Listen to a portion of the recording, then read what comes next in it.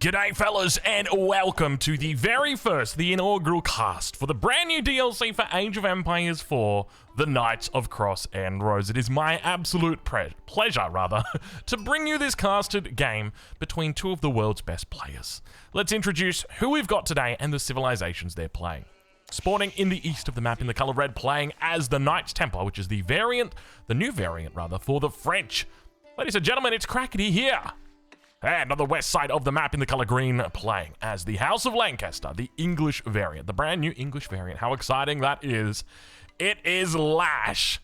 Ladies and gentlemen, welcome to a casted game. We are here on Dry Arabia. I love that these two players have gone for two new civs, but have gone for an old favorite, Dry Arabia. We've got this beautiful Japanese spring biome for us today. Now, make sure you go check out these two creators. They've got early access to this DLC as well, and if you're interested in seeing more content, I'll make sure to leave a link down below. And of course, speaking of down below, if you're enjoying this Age of Empires 4 content, then go ahead, hit that like button. It really helps out the traction of the videos. And let's get to it and talk a little bit about these civs. Now, we're going to be keeping it simple in this game. We're not going to be trying to analyze what they're going to be doing. We're just going to be talking about the things that we're seeing.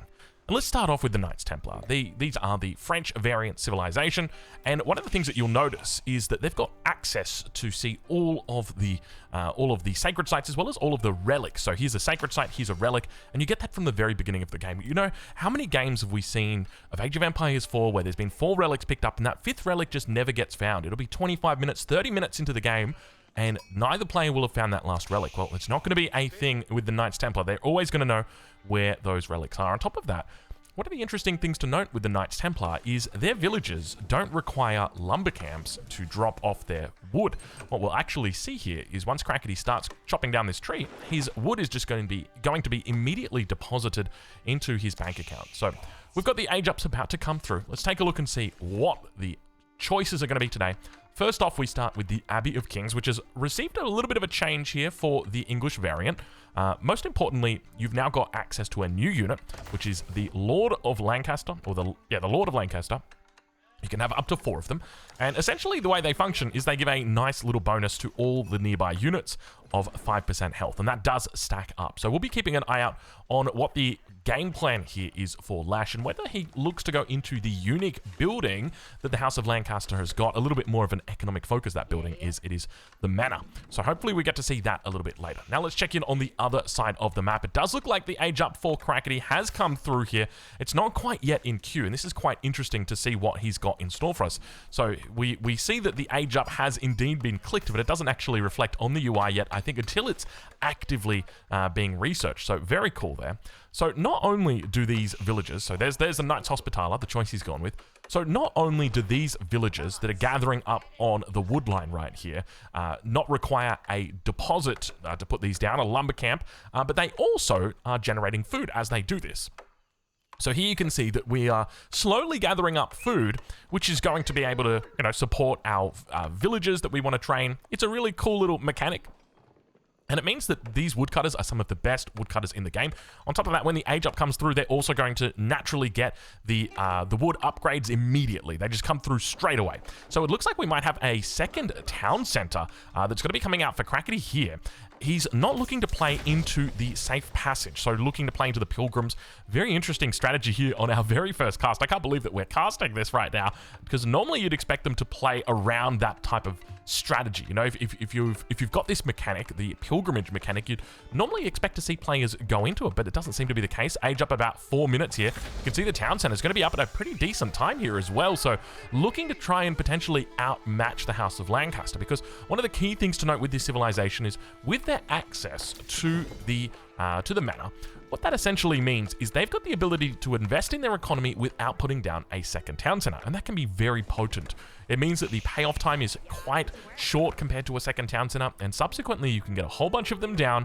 You can really look to transform your economy that way. So perhaps Crackety is a little bit fearful about the threat of the manors being brought out. So we see the first Lord of Lancaster coming out across the map. This is a base level unit. Just keep that in mind. This is a feudal age unit. You can make up to 4 of these in total, and it's got some incredible stats here. So keep in mind that the more of these that you add in, they'll also be providing a nice little bonus around the other units that are there, and it all stacks up, so you can really get some pretty good numbers. But the very first town center about to be scouted out, Crackety looking to put it down on the gold vein. Could be a little bit of trouble right here. This town center doesn't actually cover. Now keep in mind the men-at-arms does do a fair bit of damage, but because he's gone up with the Knights Hospitaller, he's not only got extra health on these villagers, but he's also got the ability to heal up these villagers with his special unit that he's unlocked. So the town center gets up 5 minutes and 20. Not a bad little time. Immediately the Vills jump inside. And Crackety has got himself a very interesting start here. The fact that he has gone for this second town center, that he's not looking to play into the Pilgrims whatsoever, we'll have to wait and see whether he adds in more. Let's check in over on the other side of the map. The very first units for Lash have come out across the map, and now he's moving into Yeoman. This is the unique longbow unit, or the unique archer, that the House of Lancaster have got access to. It's got a little bit of a shorter range compared to the longbow, but it is much faster. It does still have a decent range on it, so 6 tiles of range, but it does a lot less damage. So just keep that in mind if you're looking to spam these units out, and we can see that Lash definitely is early on. He's already got 4 of these bad boys out. Have we got our first mena out just yet? It doesn't look like it. Lash has got 59 stone in the bank at the moment, so I suspect he was thinking about it, and then he's probably changed up his mind a little bit. Let's move over onto Crackety's side. Now, keep in mind that this is obviously very early on in this DLC, and players are going to be experimenting. Players aren't going to know the best things, the most optimal things just yet. Even, you know, myself, I've gone in, I've played around a little bit and given what I think might be optimal, but there's a good chance that in a week or two, that could be just completely irrelevant. And by the same token, what Crackety here is trying might just be the brand new meta that we witness. And, you know, you'll see posts on Reddit about how Knights Templar 2TC can't be stopped, all those good things. I'm sure that I'll look forward to seeing where the meta goes. But just keep that in mind as we do move forward. So we're all just kind of freestyling at this point. Let's check in with Lash, though, and see how he's doing, as he does have the scout around the back of the base, spots out 2 villagers on stone.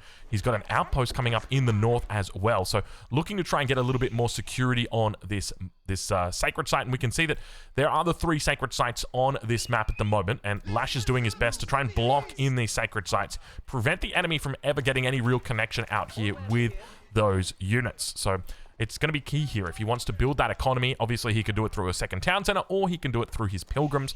And we can see on the UI that he's yet to research safe passage. So we'll check in with Lash.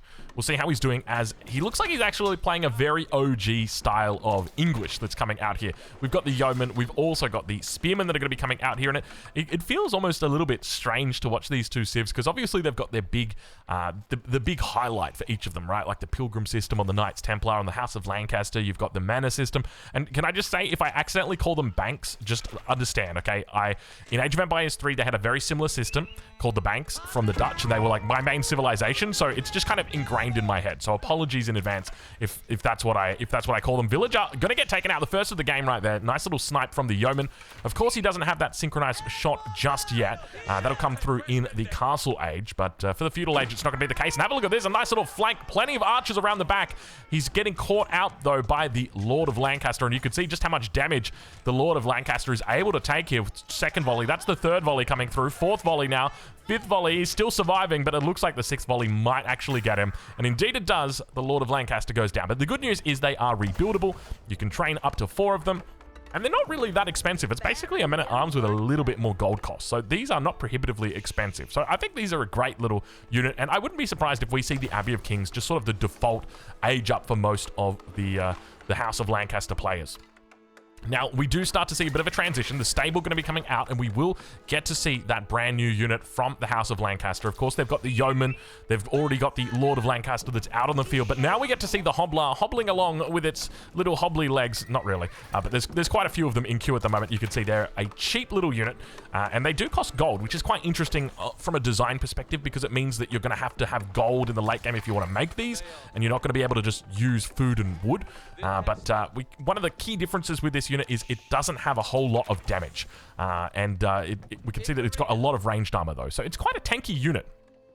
But it does have bonus damage against ranged units, so exactly what Lash needs in this situation up against Crackety, who is just spamming out those archers. Now, one thing to note is that Lashes look to really avoid moving into manors at this stage. And there's a couple reasons why that might be. It could be intentional in the same way that Crackety has very clearly gone for a second TC. I think what Crackety's mindset here is that this is an archer civilization in the sense that if we look at archer civilizations previously, right? Like you look at the English and you think, okay, this is an archer civ. They've got the longbow, right? But there's not a whole lot of bonuses there that promote them being an archer civ. One of the main bonuses that really change whether or not you're an archer civ are your economic bonuses. And have a look at this, though. The Hobbler coming in, going to be taking up the front line. Archer's going to look to try and focus down the Lord of Lancaster first. He's got quite a bit of armor on here as well as a bit of health, and Crackety's going to have to back on out of there. Probably needs to find that +1 melee, or rather ranged upgrade. That's going to help him out a lot. He's looking to just commit 100% to this. Keep in mind the Hobbler is going to be getting that bonus damage the entire time through, so they're going to be having a field day. Charge comes through, does the nice little one-shot, and Crackety getting cleaned up here by Lash early on in this game, 10 minutes through. We'll be looking at switching it over to income per minute shortly. And there is our first Pilgrim that gets taken out. Goodbye. Rest in peace, little guy. So, yeah, I mean, when it comes to being an archer civ or not being an archer civ, one of the main contributing factors is your economic bonuses. So the Rus, as an example, are a great archer civ because they get a huge bonus to their wood gathering, to their food gathering, and then that kind of encourages them to make more archers. And I think the same mindset is happening here with Crackety in the sense that the villagers for the Knights Templar don't have to deposit wood, so they're going to be a lot more effective at gathering wood. They also get the bonus to wood gathering that allows them to have that extra 15% every single age. Next Pilgrim is going to be going down. I don't know why he's not moving or trying towards the top. He knows the army is going to be down here, so he unfortunately loses that Pilgrim. You can actually reallocate their destination, but it can take some time to figure it out. But I think that's sort of the mindset, because remember that not only that, but you've also got the extra wood, or rather extra food that's coming through as well. So you can have a lot of villagers on wood, and then that's going to be obviously giving you a lot of wood, but at the same time going to be giving you food. So there's definitely some motivation here to be really trying to focus on wood as much as you can, and obviously the archer is definitely a great way to do that. Next Pilgrim coming out. Does he go for... This is going to be a 0 from 3 right here by the looks of it. Now, Crackety is starting to pull ahead with the villager count. Obviously, the two town centers have been pumping for quite some time now. He's got a lot of production back here. Both players looking to favor this feudal age fight. 12 minutes into the game, we'll switch it over to income per minute, get a bit of an idea on where these two currently sit. You're looking at about 1.2k for Lash. Compare that over to Crackety, who's sitting at close to 2k, so well and truly ahead on that economic side. Let's ride on board with Lash, though, as he looks to put down the first of the battering rams. Pilgrim tries to make it to the sacred site, gonna get snuck out, gonna get taken out right before he makes it to the goal line. It's tough to see. It's tough to see, but I'm sure he'll get one through eventually. Meanwhile, back towards the base. Let's check in with Lash and see how he's doing. Do we have the first of the menas coming up just yet? It doesn't look like it. Looking to play a no mana game. Meanwhile, back towards the front, you can see we've got... Oh, my lord. No, don't say it ain't so. Say it ain't so, ladies and gentlemen. It looks like we've got ourselves a fortress coming in the feudal age. Feudal fortresses, baby. Meanwhile, behind this, have a look at the number of units we've got. Ville's also getting pulled into the action. Crackety here calling everybody. Bring the truck, bring the trailer. Ville's actually managing to take a full volley from the yeoman. More Lancaster Lords come through, but the archer's able to do quite a bit of damage, and this is the great thing about going into that second town center. He can actually utilize these Villes and really tank up quite a bit of damage, because remember, they've got that extra health from the Knights Hospitaller. He's also got the Hospitaller Knights on the front, and now that fortress is going to be coming down right in the center of the map. Interesting decision to be going for this central sacred site rather than going out towards the edge of the map. Typically what's going to happen is with these pilgrims, they're going to be generating gold based on how far they've traveled. Now there is a floor to that amount of resources, which is 65, and there is a cap, a ceiling to those resources, which is 130. So ideally, you want to find one that's 130 gold, but you want to make sure that it's not too far away. And this pilgrim that is coming out, we can see it's coming in at 86 gold per minute, which is a decent amount of gold, but it's definitely closer towards that cap, or rather towards that ceiling rather than that cap. So I think there's definitely a little bit of risk that's associated with his decision, in that you could come out here and try and secure this spot, but if you do that, then you know, there's the chance that it gets picked off on the way. So that's the first pilgrim coming through.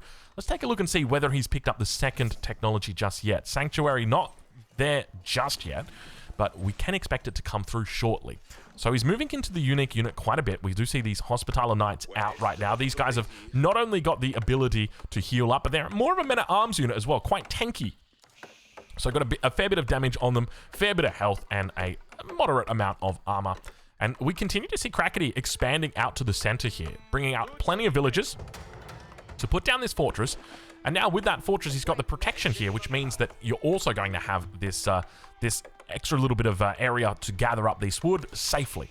Now, one thing to note is when you fight around your fortresses as the Knights Templar, you're going to be getting a lovely little bonus, and it starts off with a range bonus. So you increase the range of your unit. So an archer has a base of 5 range, and that goes up to 5.75 with the Knights Templar fortress bonus. However, you can improve that. So as an example, you can get desert citadels, which improves that bonus, and now not only gives you 15%, it also gives you +1/+1 on your defense. So now we can see he's actually picked up an extra ranged armor, an extra melee armor, which is quite instrumental in the early game. Realistically, if you understand how armor works in Age of Empires 4, having that extra +1 armor this early on can be massive. As an example here, we see the Knights Hospitaller now going up to 3 armor, 3 ranged armor, and that's quite a bit of armor considering that the units he's up against, the Yeomen, have only got 6 attacks, so that he's basically negating 50% of their damage, which is a huge amount.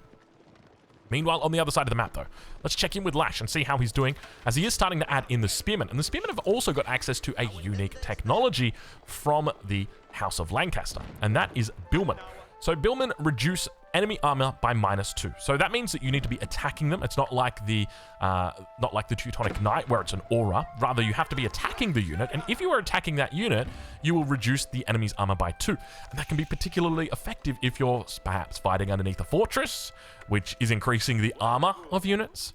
You get the idea. So it's a great move. But we can now see quite a few pilgrims starting to come out here. He's actually picked up Sanctuary. We know that because we saw 3 pilgrims. So not only does he have that initial one that comes out, not only is there the second one that he's got through from Sanctuary, but there's also the third one, which has been generated because of his fortress. So for every fortress, you're also going to be generating pilgrims. But we take a look now and you can see the archer's going to be looking to try and focus down the yeoman. He's got an outpost on the front line, not going to be providing any kind of attack speed boost here. Keep that in mind. There is no boost to attack speed. A little bit of a raid on the bottom side. Hoblars managing to do quite a bit of work back there. Meanwhile, towards the main base, still got plenty of units out here on the defense for Crackety, but he is starting to struggle. Vil count in his favor. He's up about 20, but that Vil count is falling. Hoblar's still working down the magic. You can see he's up to 4 armor on these guys. They're going to be able to tank up that villager town center fire without too much trouble. Meanwhile, on the back line, you can see the Lords of Lancaster. That's the first one that's only just fallen. He's still got 3 of them. And at the same time, Crackety's just completely ignored them. You know, like realistically, he's just said, I'm just going to fire at the other units. And I think part of the reason why is, you know, how does he deal with them? They're effectively a men-at-arms unit, and you could try and focus them down, but we've already seen just how effective they are at tanking up that damage. And I think there's definitely some kind of combo you could do where you could send it, well, not combo, but a technique that you could do where you could send this back to the Abbey of Kings, which, keep in mind, retains its healing. So as long as you're able to get back those units and pull them back when they're at about 50% health, I think there's some real value that you can get from that. But the age up is now going to be coming through from Lash at the 17-minute mark. The very first castle age up we are going to be seeing here for the House of Lancaster. It's with the King's College. King's College going to be providing unique upgrades, as well as reducing the cost of all subsequent upgrades that are researched after it's constructed. Meanwhile, towards the south, the Hoblars still doing work, but you can see just how tanky they are. Look at this, the town center just firing down on these Hoblars, but you know, you really don't care about losing the Hoblars. They're so cheap and so annoying, the Hoblars. So yeah, definitely an underrated unit, I would say, at the moment. I say underrated. I mean, who's really rating this stuff to underrate them in the first place? I'd just say I don't respect these units nearly enough, and after seeing what they're doing here, they've got a newfound respect. Let's just put them that way. King's College about to come up over on the other side of the map. Let's right on board here with Lash as the age ups are about to come through. And I tell you what, it's a beautiful little landmark that they've managed to get here. So there we go. That is it. And of course, you will notice that we are bringing back the little UI removal. It's been out of the game for a while, or at least out of the cast for a while, but I thought, you know what, it's time for us to bring that back. I want to make sure that we can focus on some of these things. And meanwhile, on the other side of the map, we hear the kings going down, or the lords going down. Meanwhile, the upgrade, or rather the age up coming through now for Crackety is going to be going into the Kingdom of Castile. Now, the Kingdom of Castile provides a very interesting bonus, and that is going to be a bonus to sacred sites. So you get 20% bonus damage and you regenerate health near sacred sites. Now, the radius on this is actually quite big. I would say it probably comes out to about here. So as long as you're near those sacred sites, you're going to be having a great time. On top of that, you also get access to a brand new unit. The same way that you've unlocked the Knights Hospitaller, or the Hospitaller Knight here through the Knights Hospitaller. I know, There's a lot of knights, there's a lot of hospitals, but you're also going to be unlocking a unique unit called the Genitor.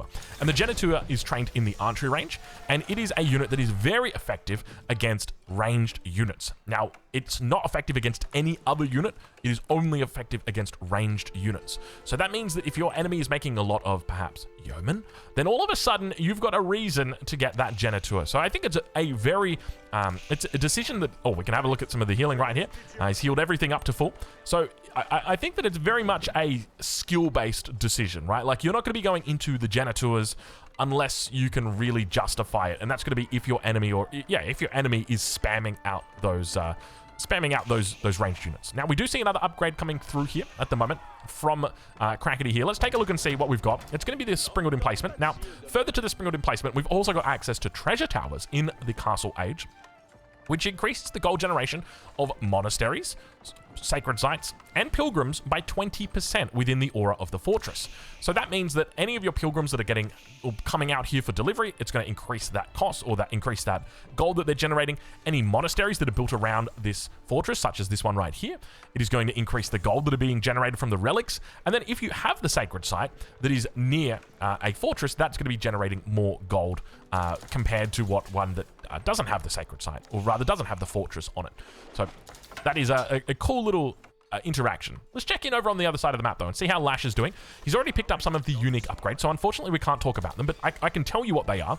The first one increases the charge damage from the Hobbler and the training time, so the production speed. If we take a look at the Hobbler, you'll see it only takes 8 seconds to train. It is very quick, so basically becomes a Zergling unit, and on top of that, it also increases the charge damage, so it means that you're now doing more damage on that charge with the spear charge, which is pretty impactful. The second upgrade is a more interesting upgrade, and I love this. I think it's incredibly powerful, this one right here. And what this is going to do is it's going to mean that your Lancers or your Knights have got additional damage against heavy units. So any armored unit, Man-at-Arm, other Knights, other Lancers, it's going to pick up an extra 6 damage. So think of the same Holy Roman Empire upgrade that comes through for their Men-at-Arms. It's the exact same type of thing here. And this is a really good upgrade, because normally Knights are going to be fighting against other Knights, and this means that now you've basically got an extra 6 damage against all Knights, and that is a very good thing. Meanwhile, towards the north, have a look at this. Crackety here is really starting to build up that military count. Hobbler is going to try and work down them the monk to the north. Is it a monk? Yeah, it's a monk. You can see he's got that really cool outfit. He's not even going to try and wallow here. He is healing up himself. How are you healing? Faith of Castile is actually healing him up, and now the relic's going to get stolen away. So that's a 3-1 relic split at the moment with Lash in favor. More spears now going to be moving out, looking to try and stem that flow of relics being captured by Crackety. Second fortress has now come up as well. We're right on board with Crackety and look to see how he continues his defense. At the moment, that second fortress is not only going to be bolstering this wall to the south or to the east, but what it's also going to be doing, as we actually see some of the Templar brothers now out on the map, it's also going to be increasing the amount of pilgrims that we've got out here. So we can see now there are 4 pilgrims that are out here, and I think you can have up to a total of 10 pilgrims every single minute generating, which works out to be quite a lot of gold if we think about just how much gold he's generating here. At the moment, that's 97 gold coming through, and on top of that, he's also going to have the pilgrim or the fortress bonus, which I think probably goes on top of that. We'll have to double check and see how much it's going to be. Is it going to be just the 97? No, there's 89 that comes through, 93. So I think when they're within range of this, I don't know exactly how it works, but if we take a look at any of the subsequent pilgrims that come through, there's a good chance it probably won't have that bonus until they get within the radius of the fortress. Let's take a look and see. Pilgrims are about to spawn any second. I can feel it. I can feel it. Sacred site being neutralized in the south. Hobblers, rather horsemen doing their work.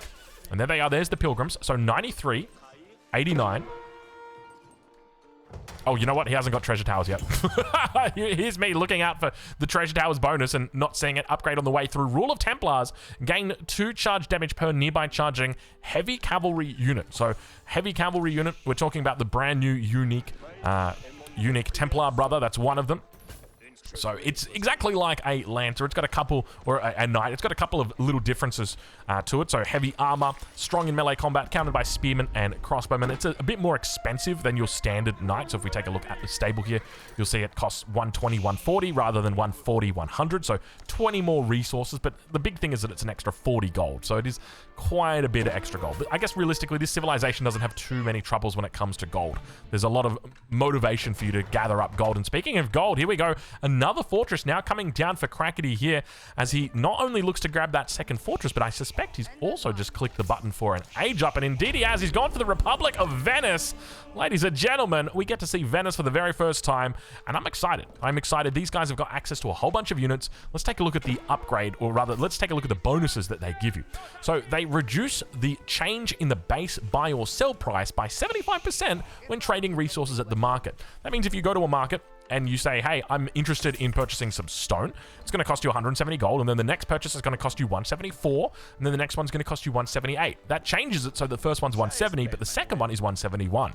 The third one is 172. And it means that by like the 10th purchase, you're saving yourself like 30 gold on each one of those. So it can really start to add up, especially in like an FFA game. Could you imagine playing FFA, having the Republic of Venice, and just being able to trade your way, just buying all this stone? It would be ludicrous.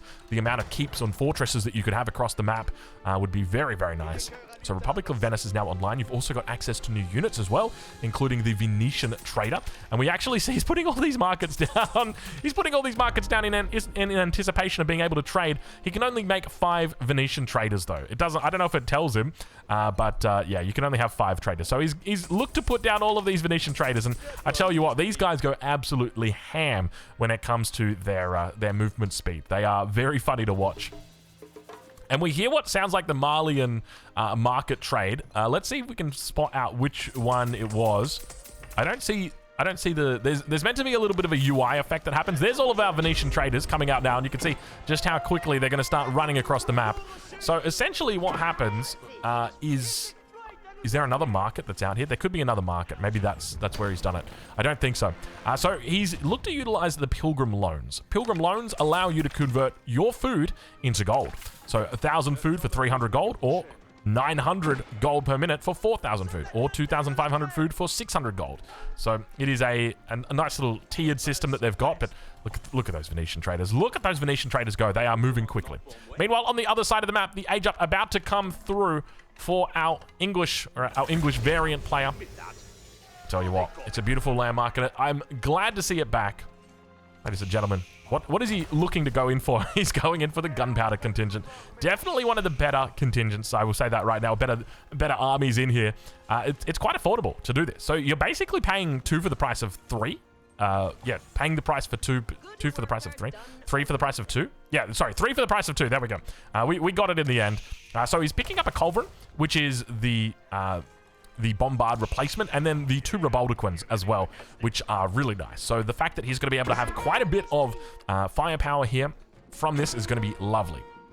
Village account looking good for both players. Now, interestingly, Lash has only just started adding in the manors. It's been some time. We can see he's got... How many manors has he got out? It looks like 6 so far.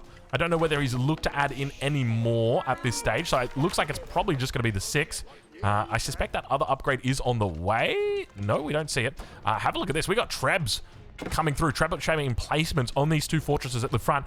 He's just kind of going around the map and just gathering up all the stone. There's 2,400 back here, but he's looking to actually deny this stone away from his opponent. Palisade Wall's going to come up, slowly becoming more aggressive with his defenses, which is a little bit of, well, it doesn't really make a whole lot of sense, but anyway, 6,000 health on both of these. Expect to see this Culverin get quite a bit of work here. Let's see if he moves into a second set. He does. It's going to be the Wingard army, so Trebuchet is going to be what he's potentially looking to unlock. Now, there is a really cool upgrade in here. Hopefully, he looks to pick it up, the Warwolf Trebuchet, which gives them an extra 2 range, an extra bit of health, a very powerful upgrade because it also gives you a nice little bit of a cosmetics as well. We've got Burgundian imports. We've also got military tactics training, and then we've also got Ships of the Crown as well. But I don't know whether we're going to be seeing that upgrade in this game. Let's ride on board with Crackety, though, because we can see that he's really starting to take control of the map. Stone walls now beginning to come up as well. A lot of villagers moving out, and there's the Trebs firing off the emplacements, doing some work. He's looking to grab iron clamps here for a little bit of reduced damage from those gunpowder units, or from those siege units. And we're really starting to experience quite the siege that is coming through. Culverin firing off. He's going to need to pick up at least another 2 or 3 siege units if he wants to get through this. Both players are closing in on that 200 population mark, with Crackety already managing to make it. Elite upgrades are through.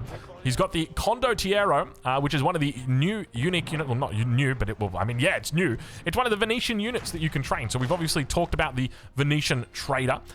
We can see him just going absolutely crazy at the back here, just running as fast as he can. Well, we've also got this unique military unit. Kind of looks like a Landsknecht, kind of looks like a Rodolero from Age of Empires 3. It moves very quickly, 1.44 movement speed. It gets bonuses against gunpowder units, and it also gets defenses against gunpowder units. So quite a unique, quite a niche unit, I will say that much right now. Archer numbers looking really good, though. A whole bunch of elite archers in here. Economy quite strong at the moment for the Knights Templar. And now moving forward, the elite yeomen have not got their synchronized shot. Don't say it ain't so. No, they do. They do. Let's see if we can spot it out. He's going to be moving in for it any second right now. He needs to fire off. Give me that synchronized shot. Ideally, you want to be hitting the back line. Both of the Revoltiquins go down almost immediately. Culverin still firing off on the backside. We can see those trebuchet emplacements working their way through. Defenses looking pretty solid at the moment for Lash. Coming out of that House of Lancaster corner. Outpost up. Not going to be providing too much assistance here, as there is, of course, no English bonus. Yeoman, we didn't see them utilize that synchronized shot just yet. Maybe he's holding it. Maybe he knows he can find an opportunity a little bit later to use it. He's going to fall back away from the front, though. More reinforcements coming on in. It's going to be more spearmen on the way now. And slowly, the Knights Templar make their way towards the House of Lancaster base. There's a lot of resources in the bank here for him. He's got a whole bunch of upgrades on the way as well, but the first of the landmarks has gone down. The numbers looking really impressive now for Crackety here. He's got a huge amount of units, plenty of condottiero at the moment, and look at the economy behind this is absolutely pumping. 6.5k per minute coming through on these. He's taken the military lead. I think this might be it. I think this might be it. I don't know how he's possibly going to dig himself out of this hole. Lash. Now, just keep in mind, before we finish this game, before we close out, I don't know how long this game goes for, but I just want to remind you guys, if you want to see more content, make sure you check out these two creators, because they do stream over on Twitch. They create content on YouTube. I'll leave links in the description to where you can watch them and get more content, because I know right now there's going to be a bit of a shortage of content, so everyone's going to be working overtime to pump it out and get it into your hot little hands. But I tell you what, it's been a tough game here. What have we got? We've got the elite demi-lancers that have been called, but unfortunately, it's not going to be enough. We can see the military numbers at the moment. Crackety here just managing to rise above the tide. And I don't think there's anything that Lash can really do it in this stage of the game to hold on. There's just way too many units. The defenses have encroached way too aggressively, and it means that at this point, things are going to be very hard to overcome. More units continue to rally through. Elite Templar brothers, Condottiero, as well as the Hospitaller Knight. I hope I'm pronouncing that correctly. Condottiero. I feel like that's probably correct. Please do feel free to correct me if I'm wrong. But overall, a very interesting game. A 2TC opening from the Knights Templar, which was very curious. We saw a no mana opening coming out from the House of Lancaster, which was also a little bit interesting. But I tell you what, for the very first game, it's going to take some time for everybody to work things out and go, okay, hold on a minute. I can weave these into my build. I can see these into my build. Meanwhile, though, let's talk about this, as he picked up all the upgrades he has as well. These are all going to be 123s. Not too bad. 126. There's a 130 back here. And have a look at how much gold this is now generating every single minute. That is a huge amount of gold. That is a massive amount of gold that he just got through right then. And keep in mind, that's no population. They're coming out every single minute. So once they've hit their target, that's every minute that they're going to just be printing that gold that's coming through for free. You don't have to pay for that. That is just, I mean, Yeoman on the back line doesn't manage to find it. We can see he's got the elite crossbowman out. There's just too many units here. 21 against 82 at this point. It's not going to happen. But I tell you what, I mean, there is just so many ways that you can get gold with this civilization, that the fact that a lot of their units cost extra gold, I feel like it doesn't even really make a dent in their economy. Anyway, ladies and gentlemen, that is going to be it. The match is complete, and we will leave it there. So make sure you go check out these two creators. The links will be down below in the description, and hopefully you've enjoyed this very first casted game of Age of Empires 4's brand new DLC.